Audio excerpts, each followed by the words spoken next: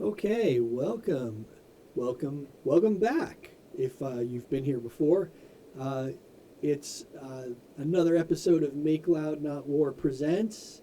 This is going to be Make Loud Not War Presents Under the Influence, where I talk a little bit about a song that I've released and what the influences were behind it, how that song came about, and this week we're going to be talking about one of the songs off the album All You Need Is Loud called Murph and Surf. Um, so let's start out by the very first thing that you need to know about this song is what guitar I played it on. And I like a lot of people, I name all my guitars, and some of them have some rather uninspired names. For example, this one this one's called Kitty. I'm pretty sure you can figure out why. Some of them have somewhat more imaginative names. This one, my scrappy little nobody, I call it Scrappy. And it's from Anna Kendrick's biography. I call it that because it's made from a scrap of wood that I found in my garage. For real. No kidding. Looks like I need to reset some of the strings there. They're falling out of their spot. But the song, the guitar that we're going to talk about today, you probably saw it the same place I did for the very first time in this movie, Bill and Ted's Excellent Adventure. That guitar, played by William S. Prescott, Esquire, is a Murph.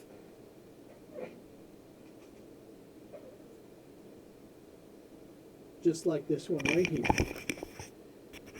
And that's its name. This guitar, called Murph, I purchased this on Reverb. It's 1965 Squire 2 model.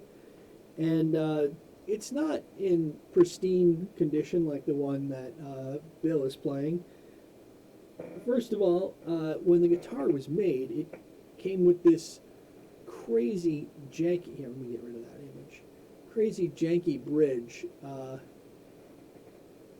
that you can see had like these solid pieces on the end, and then these pieces here, you can turn these little screws, and they're all hand tapped because you can see the angles that they're on, and it would change the string spacing. Really crazy way of doing it, but functional. With the pieces you have laying around in your shop. Height adjustable. It must have been free floating because it doesn't have any set piece on the bottom. No glue marks or anything. Thankfully, the previous owner saved me the trouble and just replaced it with a basic tune-o-matic bridge. And put in a Ken Armstrong pickup there in the bridge position. I don't even have the original pickup, didn't come with it. But the neck pickup is original. And the guitar itself, it's a California guitar. It's this beautiful ocean green color. And like a lot of guitars that you buy, sometimes you buy them and they've got the songs in them. And you just got to let them out. Now, if you don't know a lot about Murph guitars, and most people don't, they were only made for about 3 years, 1965 through 67, maybe 68, no one's really sure.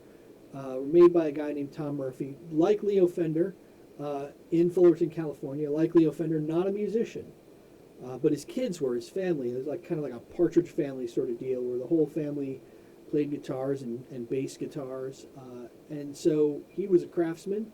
And he went ahead and made instruments for them. And, you could see the sort of same slab body construction, little belly cut on the backside there. And the shape is somewhat reminiscent of some of the Fender shapes. By then, Fender was owned by CBS, and CBS, like most companies, was populated by monsters. And they sued Tom Murphy and eventually bankrupted him. So the guitars were only made for a couple years. And I had to have one. My last name is Murphy, and that was really the reason why I had to have it. But as it turns out, I rather like it too, and I'm going to share with you why. So when I brought it home that very first day, I just kind of started playing the same chords and patterns that I usually do, and it started coming out kind of like this.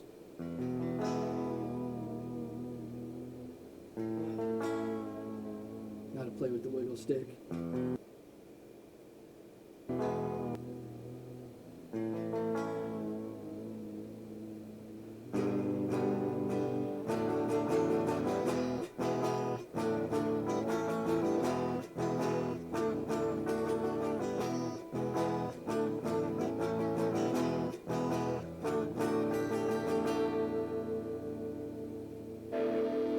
And then, wanted to get it a little grittier, so we just kind of went with the basic amplifier distortion.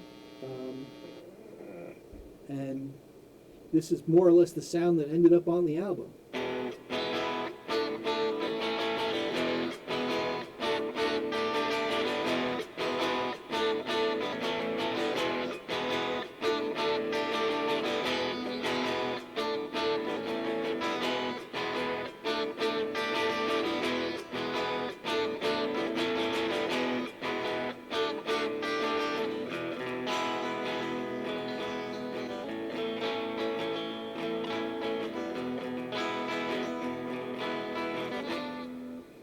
And so on and so on. And so that was it, just kind of laid it down. And let's flip over here. If you look at the session, you can see that in the recording, it's just that intro part with the, that really heavy reverb, all again in the amp, no pedals on that. Verse and chorus sections on the guitar. There's a solo that I did on a fuzz pedal that I don't even own anymore, the Death by Audio Fuzz War. That came in there at the end. But the bass is just one take straight through. Drums was done on the drum pedal that I had at the time, the S drum pedal. Also have replaced that. Singing, I didn't even call it singing on the recording. I called it yelling, because that's more or less what it was. Knocked out the lyrics pretty quickly. But let's go ahead and talk a little bit about the lyrics on this. So we'll hop back over to the main screen. And one of the things that, let me turn that down. One of the things that, kind of went into the inspiration was one of my favorite albums, the Minutemen's album, Double Nickels on the Dime. And on the back cover of that album, they had these pictures of two of the band members, in their beat-up old cars in Southern California with the windows down, rolling, wherever they're going. Maybe they're going to the beach. That's the vision that I had, was that they're heading to the beach. And, so that's where we get the first verse, windows down, AC Expressway. That's the Atlantic City Expressway, near where I live. So, I guess I haven't told you all that. I live in Pennsylvania, so there's no beach here in Pennsylvania. There is a town called Jersey Shore, and it's about 450 miles from the nearest body of water. But the actual Jersey Shore is not too far away. It's probably just an hour and a half, depending upon how early you get on the road. And so if you're headed to the southern part of the Jersey Shore, you're going to hop on the AC Expressway from Philadelphia, and you're going to drive on out there. With the windows down, you're going to be cranking up your favorite song, even though everybody only knows half the words. You get it. Like, we've all been on that same beach trip, and when you get there, what happens? All the parking spots are taken, but you don't care. You're just going to grab that cooler, and you're going to carry that cooler over to the beach, and you're going to start to enjoy some of what the beach has to offer. And one of the things that is kind of emblematic of the Jersey Shore is the boardwalk.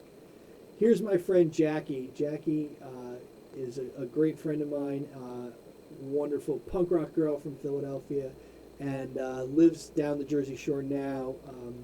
Did not live there at the time, but would always tell me about how much she couldn't wait for the summertime to get back to the shore, back to the beach, back to her happy place. And that's what this song is really about. It's about going to your happy place and hanging out and enjoying the sun and sand and being one of those bright, shiny, smiling people.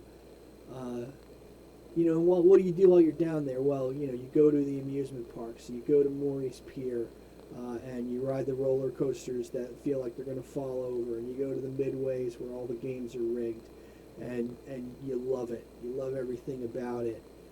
And then, there's always these weird things that are unique to wherever you might live. So on the Jersey Shore up in the town of Margate is Lucy the Elephant. It was built as a hotel in the early 1900s.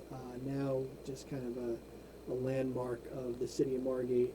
But yeah, you can even go inside and see the rooms on the inside. Pretty wild. And then after you spend a day out in the hot sun checking out the weird stuff and looking at all the people, you got to get some food. You don't want to fight the noisy seagulls for their French fries, so you got to go and get yourself some Maruca's tomato pie. One of the classic franchises that lives up and down the Jersey Shore in all those various towns. Let's talk about some of those towns. So if we flip over to the session here and we roll this back to the beginning. Come on, let's go. Here we go. Okay, so we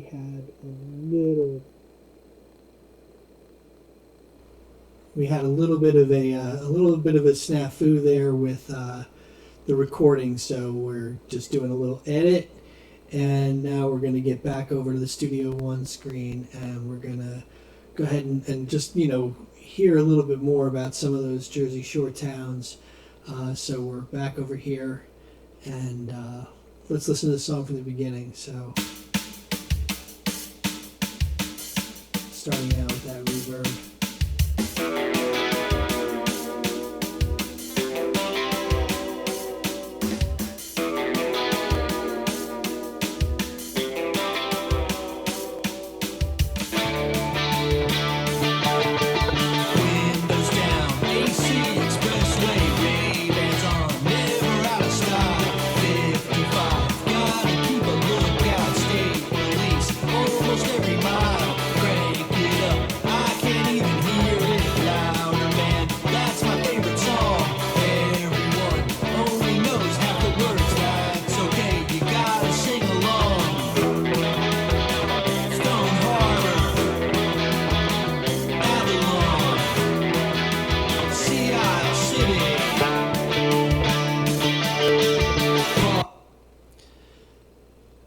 So if you live around here, you'll always see people walking around with their sweatshirts on that kind of announce where it is that they spend their summer vacations.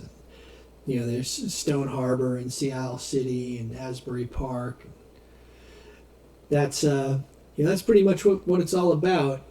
This song is about going to your happy place wherever that might be, and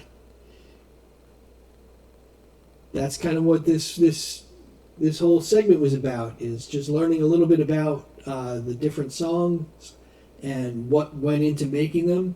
So I hope that you've enjoyed that. Again, that song is called Murph and Surf. It's on the All You Need Is Loud album. It's the second song, and you can catch that song on Spotify or YouTube Music or kind of pretty much anywhere, Apple Music, Amazon. If you enjoyed this content, please do give them a thumbs up, and make sure that you subscribe. Come back. Every Monday there's going to be new content. Next week we're going to be talking with my friend Vince, who also contributed to the All You Need Is Loud album with a suggestion that became one of the songs on it. We'll talk more about that next week. And the week after that, I think we're going to have our first Listen Party Live, where I'll be playing along with some of the songs. And there's going to be new content every week. Please do leave a comment if you have a question, or you just want to say good job or bad job, or what's that weird thing growing out of your ear. Any feedback is appreciated. Thank you so much for the time that you've shared with me today. I hope that you'll come back and join me again for more content. Until then, take it easy. See you soon.